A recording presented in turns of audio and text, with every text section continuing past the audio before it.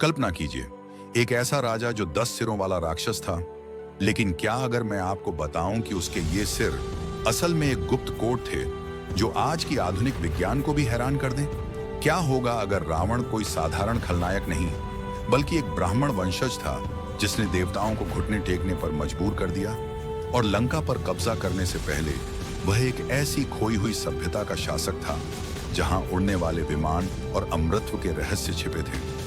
क्या आप विश्वास करेंगे अगर मैं कहूं कि रावण ने हजारों साल पहले न्यूक्लियर हथियार जैसे अस्त्र बनाए थे और उसके पूर्वज समुद्र के नीचे एक गुप्त दुनिया में रहते थे जहां मौत को भी मात दी जाती थी?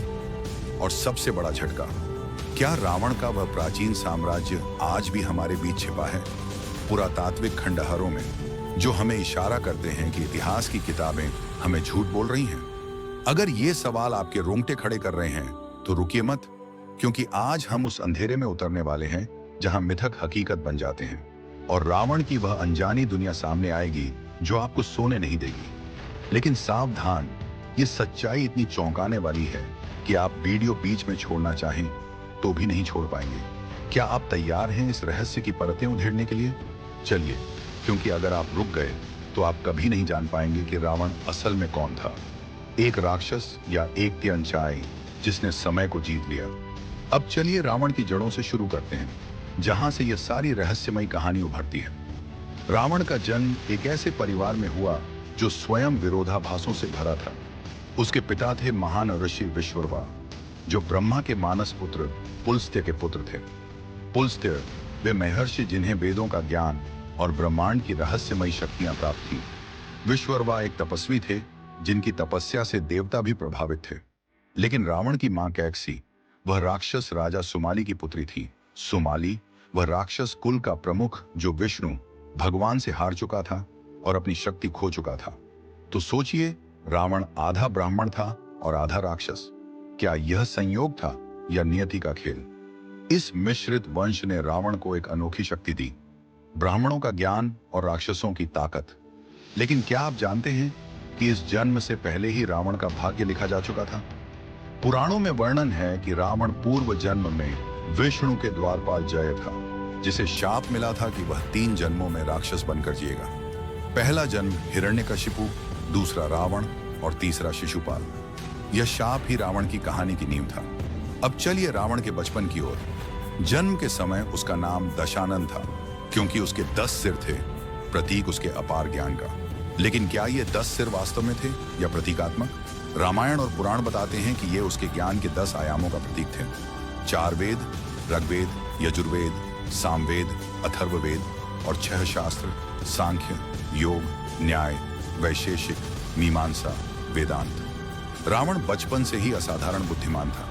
उसके पिता विश्ववा ने उसे वेदों और शास्त्रों की शिक्षा दी, लेकिन राक्षस कुल की वजह से वह युद्ध कला और जादू टोने में भी निपुण हो गया। क्या आप कल्पना कर सकते हैं एक ऐसे बच्चे की जो दिन में वेद पढ़ता हो और रात में राक्षसी शक्तियों का अभ्यास करता हो?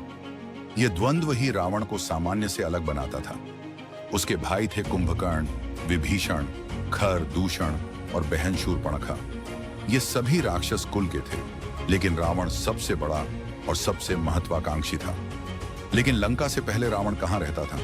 शास्त्र बताते हैं कि रावण का प्रारंभिक जीवन दक्षिण भारत के जंगलों और पहाड़ों में बीता। उसके नाना सुमाली के राक्षस कुल को विष्णु ने पराजित किया था और वे अंडरवर्ल्ड या पाताल लोक में छिपे हुए थे। रावण ने अपनी मां कैकसी से सुना कि उनके पूर्वजों का एक विशाल साम्राज्य था जो देवताओं की साजिश से नष्ट हो गया। यह सुनकर रावण के मन में बदले की आग जली।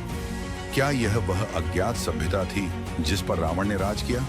हाँ, राक्षसों की प्राचीन सभ्यता जो रामायण से पहले की है।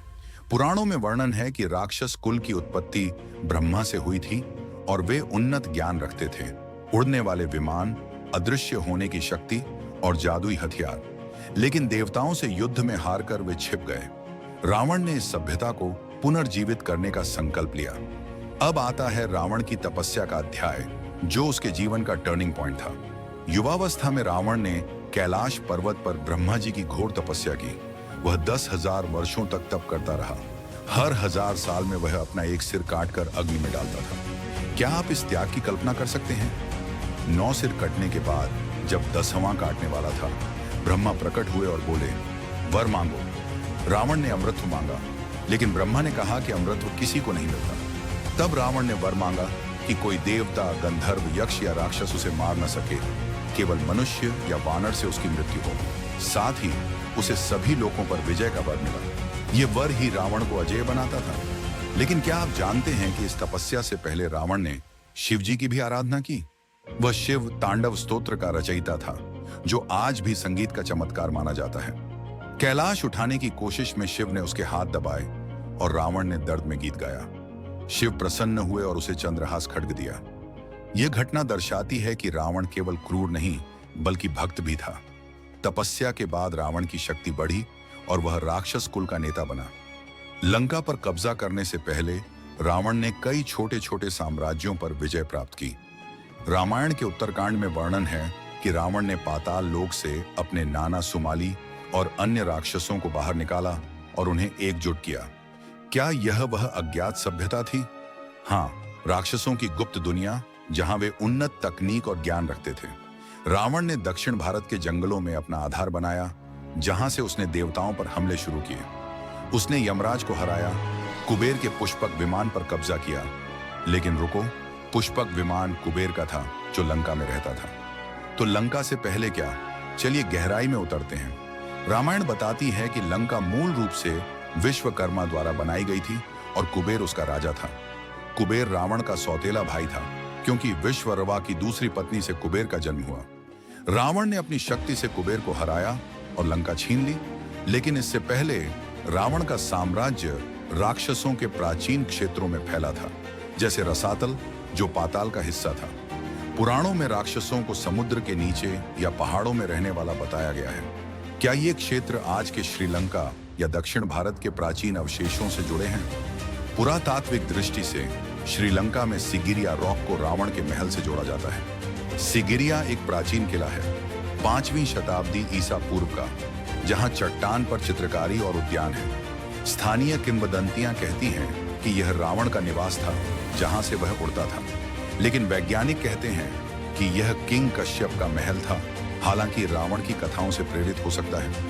इसी तरह श्रीलंका के रागला जंगलों में एक गुफा है, जहां रावण की मम्मी होने का दावा किया जाता है, लेकिन यह सिद्ध नहीं।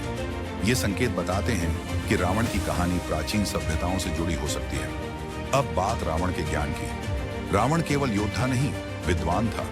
उसने आयुर्वेद पर ग्रंथ लिखे, जैसे अर्क प्रकाश। वह ज्योतिष का झाता था और कहा जाता है कि उसने ग्रहों की गति का अध्ययन किया। उसके 10 सिर ज्ञान के प्रतीक थे और वह वीणा वादक था, इतना कुशल कि देवता सुनकर मंत्र मुग्ध हो जाते। लेकिन क्या आप जानते हैं कि रावण ने राक्षस सभ्यता में विज्ञान को बढ़ावा दिया? रामायण में वर्णन है कि राक्षसों के पास अद्भुत हथियार थे, जैसे ब्रह्मास्त्र, जो आज के न्यूक्लियर हथियार जैसा। रावण का पुष्पक विमान उड़ता था और उसके शहर में सोने की इमारतें थीं। लंका से पहले रावण ने इन तकनीकों को राक्षस कुल में विकसित किया। पुराण बताते हैं कि रावण ने 9 ग्रहों को अपने वश में किया और उसके जन्म के समय ग्रहों की स्थिति ऐसी थी कि वह अजेय था। उसके भाई कुंभकर्ण को नींद का शाप मिला, लेकिन वह भी महान योद्धा था। विभीषण, जो धर्मपरायण था, रावण की सलाह मानता था। रावण की विजय यात्रा लंका से पहले शुरू हुई। तपस्या के बाद उसने देवलोक पर हमला किया, इंद्र को हराया और स्वर्ग के कई हिस्सों पर कब्जा किया।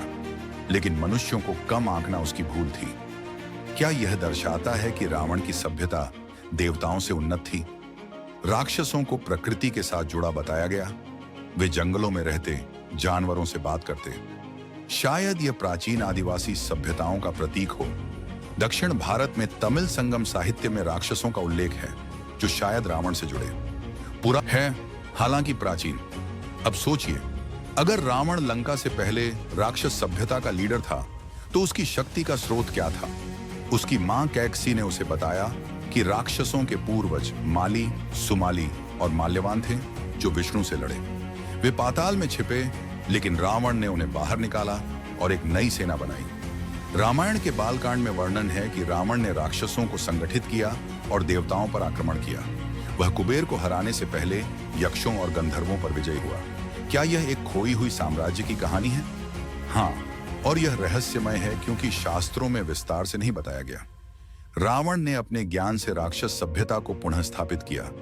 चिकित्सा, वास्तुशास्त्र, संगीत में वह शिव भक्त था और कहा जाता है कि कैलाश से लिंग लाकर स्थापित किया। बैद्यनाथ ज्योतिर्लिंग की कथा रावण से जुड़ी है, लेकिन क्या रावण की यह प्रारंभिक सभ्यता आज के विश्व से जुड़ी है?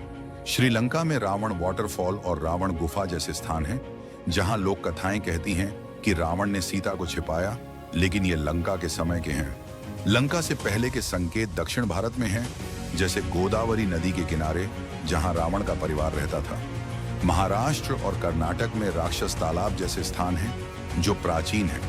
पुरातत्वविदों का मानना है कि ये मिथकों से प्रेरित हैं, लेकिन कोई ठोस प्रमाण नहीं।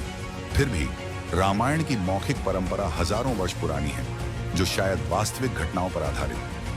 रावण की बुद्धिमत्ता का एक और पहलू वह राजनीति का झाता था। लंका छीनने से पहले उसने गठबंधन बनाए। उसके चाचा माल्यवान ने सलाह दी कि देवताओं से शांति करो, लेकिन रावण ने नहीं माना। यह दर्शाता है कि रावण महत्वाकांक्षी था। उसके साम्राज्य में महिलाओं की भूमिका भी थी, जैसे मंदोदरी, उसकी पत्नी जो विदुषी थी।